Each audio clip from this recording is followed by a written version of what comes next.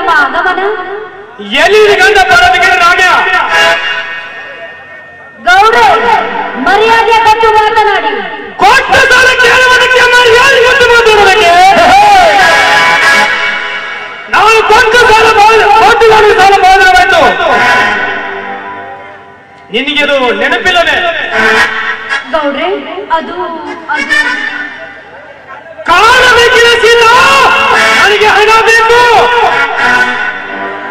ಸೀತಾ ನೀನು ಕೇಟಿಗೆ ಹೊರಡ ಗಾಯ ಇನ್ನು ಮಾಡಿಲ್ಲ. ನನ್ನ ಗಾಯ ಮಾಡುವುದಾಗಿ ನಿನಗೊಂದು ನಾನು ಸೇರಿ ತಿಳಿದುಕೊಳ್ಳಬೇಕು. ಬಲು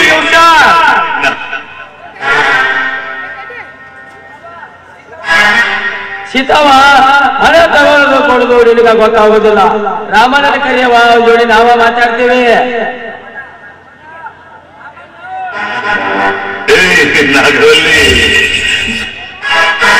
ನಮಸ್ಕಾರ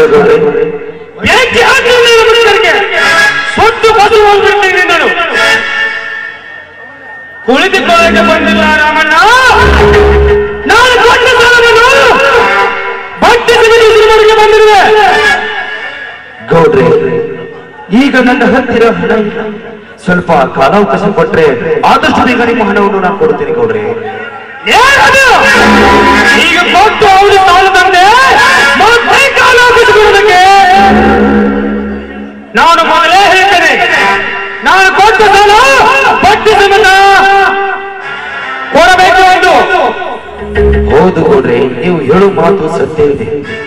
ಆದ್ರೆ ನನ್ನ ಹತ್ರ ಈಗ ಬಿಡಿಗಾಸು ಇಲ್ಲ. ಒಂದು ಹೊತ್ತಿನ ಊಟಕ್ಕೂ ಕೂಡ ದಿನದಿಂದ ದುಡಿದು ತಿನ್ನಬೇಕಾಗಿದೆ. ಆಗಿದ್ದ ಹಾಗೆ ನಾನು ಎಲ್ಲಿಂದ ಹಣ ಕೊಟ್ಟು ಗೌಡ್ರೆ? ಈ ನಿನ್ನ ಹಾಲು ಪಡೆದ ಕೇಳೋದಕ್ಕೆ ಬಂದಿಲ್ಲ. ಇದು ಸಾಲ ಪಡೆದಕ್ಕಿಂತ ಮುಂಚೆ ವಿಚಾರ ಮಾಡೋದಕ್ಕಿಂತ ಎಂತ ಸಂದಿಗ್ಧ ಪರಿಸ್ಥಿತಿಯಲ್ಲಿ ತಂದಿಟ್ಟೆ ದೇವ್ರೆ. ನನ್ನ ಕೈಯಲ್ಲಿ ಹಣ ಇಲ್ಲದಿದ್ದಾಗ ನಾನು ಎಲ್ಲಿಂದ ಕೊಡಲಿ? ಗೌಡ್ರೆ, ಸ್ವಲ್ಪ ದಿನ ಕಾಲಾವಕಾಶ ಕೊಟ್ರೆ ನಾನು ಕೊಟ್ಟೆ ಕೊಡ್ತೀನಿ ಗೌಡ್ರೆ, ಕೊಟ್ಟೆ ಕೊಡ್ತೀನಿ. ಸೌಕರ್ಯ, ನಾನು ನಿಮಗೆ ಕೈ ಕೈದು ಬೇಡಿಕೊಳ್ತೀನಿ. ನಮಗೆ ಸಮಯ ಕೊಟ್ರೆ ಆದಷ್ಟು ಬೇಗ ನಿಮ್ಮ ಹಣವನ್ನು ನಾವು ಮರಳಿ ಕೊಡ್ತೀವಿ ಸೌಕರ್ಯ. ಬಿಟ್ಟ ಬಾಲ ಕೊಟ್ಟ ಮಾತು ತಿಳಿದುಕೊಂಡರೆ ತಪ್ಪವನಲ್ಲ. ಕೊಟ್ಟ ಮಾತು ತಿಳಿದುಕೊಂಡರೆ ಸರಿ, ಇರದಿದ್ದರೆ ಪರಿಣಾಮ ನೆನಪಿಗಿರುವುದಿಲ್ಲ. ಗೌಡ್ರೆ, ದಿನದಿಂದ ಪರಿಸ್ಥಿತಿ ಇವತ್ತು ನನಗೆ ತುಂಬಾ ಕೆಟ್ಟವಾಗಿದೆ. ಹಾಗಿದ್ದ ವೇಳೆಯಲ್ಲಿ ನಿಮಗೆ ಎಲ್ಲಿಂದ ಹಣ ಕೊಡ್ಲಿ? ಏನಿದೆ ಅಂತ ಹಣ ಕೊಡ್ಲಿ ಗೌಡ್ರೆ? ನಿಮಗೆ ಏನಿದೆ ಅಂತ ಕೊಡ್ಲಿ? ನಿನ್ನ ಮನೆ ನನಗೆ ಬೇಕಾದ ಒಂದು ವಸ್ತು ಇದೆ.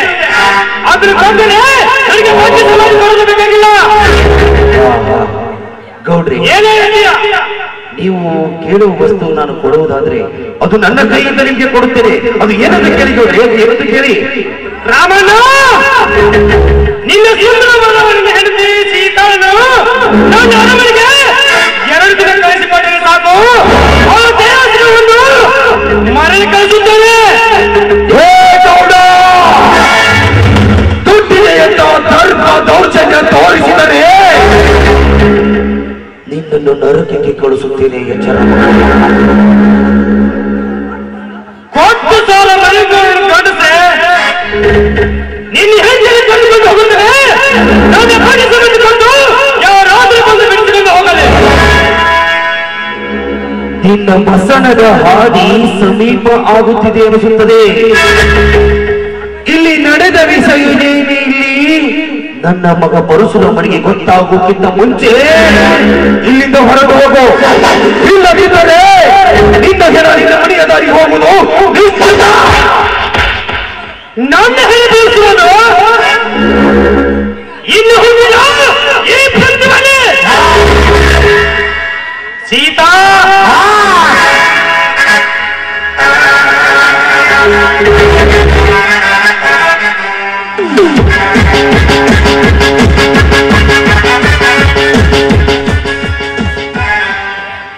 ಸಾಕಾರಿ. ಈ ವಿಷಯ ಇವ್ರ ಮಗ ಪರಶುರಾಮ ಗೊತ್ತಾದ್ರೆ ನಿಮ್ಮನ್ನ ಸಣ್ಣಗೆ ಕರೆದು ಚಟ್ಟಾನ ಕಟ್ಟಿ ಬಿಡ್ತಾನವ. ಏ ಬಂಗಾರ ಮಗ ಗೌಡ, ನೀ ಮಾಡು ಅದು ಆ ಕೆಲ್ಸಕ್ಕ ಒಂದು ಬುದ್ಧಿ ಕಳ್ಸೋ ಒಬ್ಬ ಗಂಡು ಹುಟ್ಟ್ಯಾನ. ನೀವ್ ಕಲಿಯಲ್ಲ ಮುಂದೆ ಕೊಡ್ತೀರಮ್ಮ ಬಾತು ನೋಡಿ ಇವತ್ತಿನ ಪ್ರಾಣ ಉಳಿದ ಗ್ಯಾರಂಟಿ ಇಲ್ಲ ನೀನ್ ತಮ್ಮ.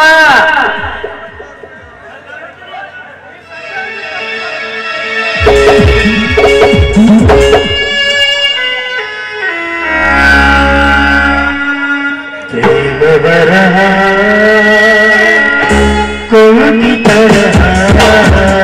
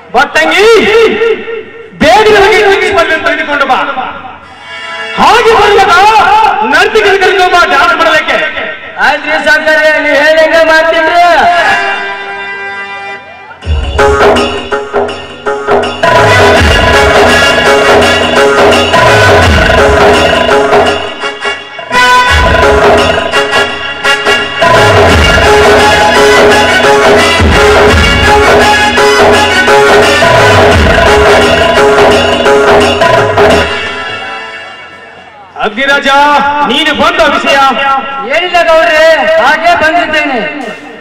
ಬಂದಿದ್ದು ಒಳ್ಳೆದಾಯ್ತು. ಬಾ, ಕುಳಿತುಕೊಂಡು ಎಂಜಾಯ್ ಮಾಡೋಣ.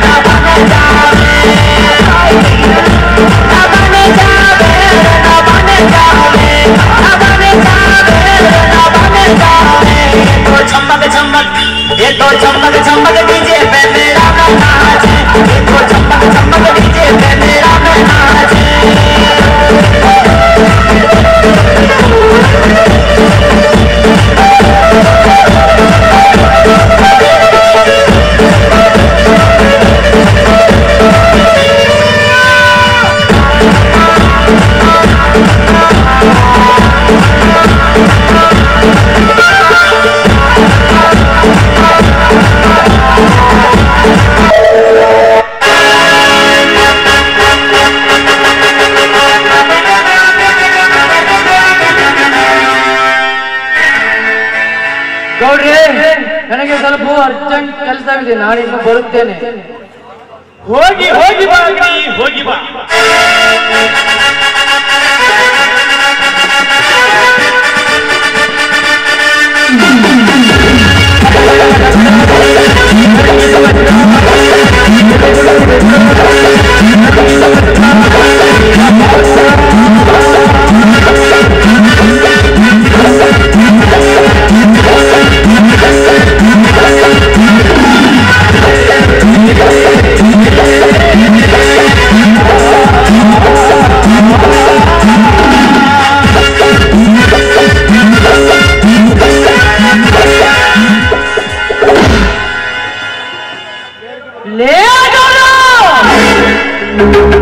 ನಿನಗೆಷ್ಟು ಧೈರ್ಯ ಇರಬೇಕು ನನ್ನ ತಂದೆ ತಾಯಿಯನ್ನು ಹಿಡಿದುಕೊಂಡು ಬಂದು ಕೊಟ್ಟು ಹಾಕಿರುವೆಯೋ ಮಗನೇ, ಮುಗಿಯಿತು ನಿನ್ನ ಜೀವನದ ಕಥೆ.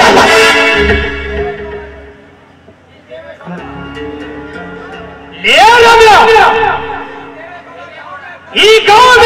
ಈ ದೈವಗಳ गांव में कदम लेकर गांव में सलाम लेकर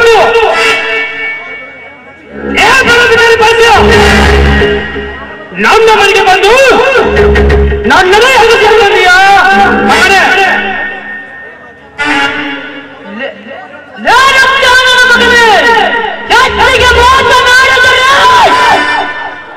ನಿನ್ನನ್ನು ಸುರಗಾಡಿಕೆ ಕಲಿಸಿಬಿಟ್ಟನು. ನೀನು ಬಂದ ಕಾಲವನ್ನು ನಾನು ತೀರಿಸುತ್ತೇನೆ. ನನ್ನ ತಂದೆ ತಾಯಿಯನ್ನು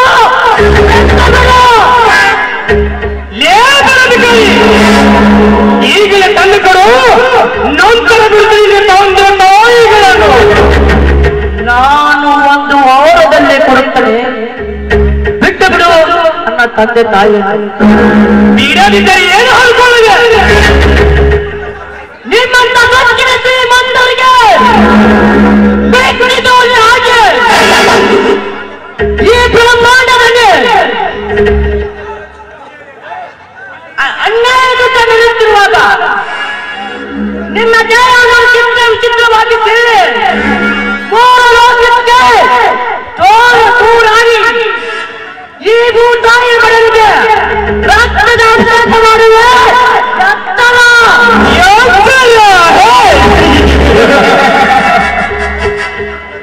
ಆಲೋಚನೆ ಹಣ್ಣು ಹಾಕುವ ಏಸಿಗೆ ನೋಯಿದ್ದಾರೆ. ಈ ಭೂಮಂಡಲಕ್ಕೆ ಒಳ್ಳೆಯದಿರುವ ಈ ದೇವಗಳನ್ನು ಮೈ ಮೇಗಿನ ಒಂದು ಕೂದಲು ಸಹ ಮುಟ್ಟಕ್ಕಾಗಲ್ಲ. ಅಂಥದ್ರಲ್ಲಿ ನನ್ನ ದೇವರನ್ನು ಮೂರು ಕೂತು ಕರೆದು ಮೂರು ಲೋಕಕ್ಕೆ ಸುದ್ದಿಯ ಮಗನೇ, ನಿನ್ನನ್ನು ಪರಮಾತ್ಮ ಪದಕ್ಕೆ ಸೇರಿಸುತ್ತಾನೆ.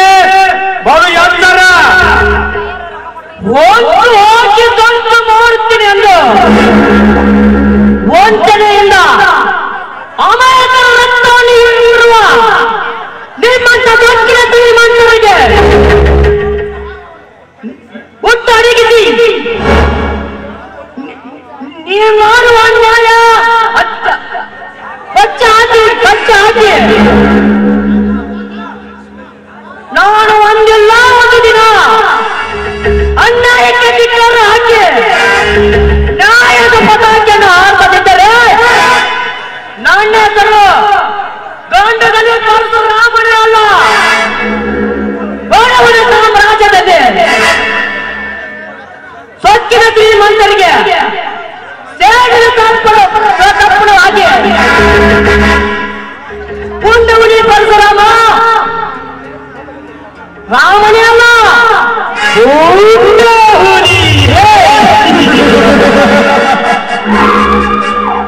ನಿನ್ನ ಪೂರ್ಣ ದೇವನು ಬೀದಿ ಹೊಲಿ ಹೋಗುವ ನಾವು ತೋರಿಸು. ನನ್ನ ಮುಂದೆ ದೋಷಕ್ಕೆ ಬರಬೇಡ. ಈ ಸುದ್ದಿ ಹೊಂದಿಗಳಿಗೆ ಈ ದೇವಿಗಳಿಗೆ ದರ್ಬಾರಿರುವಾಗ ನೀನು ಯಾವ ಕೂದಿದೆ?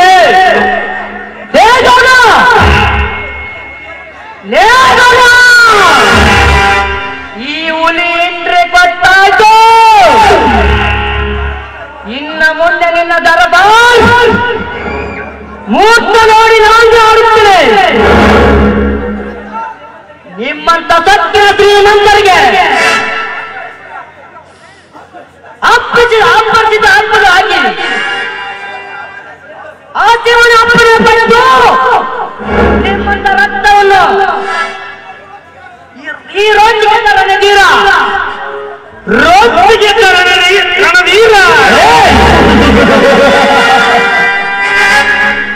ಗುಂಡಲ್ಲಿ ಕಂಬಿದೆಂದು ಈ ಸಿಂಹವನ್ನು ತೆಗೆದುಕೊಳ್ಳಬೇಡ. ಯಾಕಂದ್ರೆ ಇದು ದೇವಗುರು ಸಾಮ್ರಾಜ್ಯ. ಕೈಯಿಂದ ಹೋಗಿದೆ ಎಂದು ಅವತಂಕಕ್ಕೆ ಬರಬೇಡ. ಏಕೆಂದರೆ ನೋಡಿ ಯಾವ ಹುಟ್ಟಿಗೆ ಹೇಗಿರುವುದು ಗೊತ್ತಿಲ್ಲ. ರೋಜಿಗೆದ್ದು ಗುಂಡು ಹಾಕಿ ಬಂದರೆ ಮುಗಿದು ನನ್ನ ಬಂದೂಕಿನಿಂದ ಆಯುಷ ಲೇ ಮಗನದ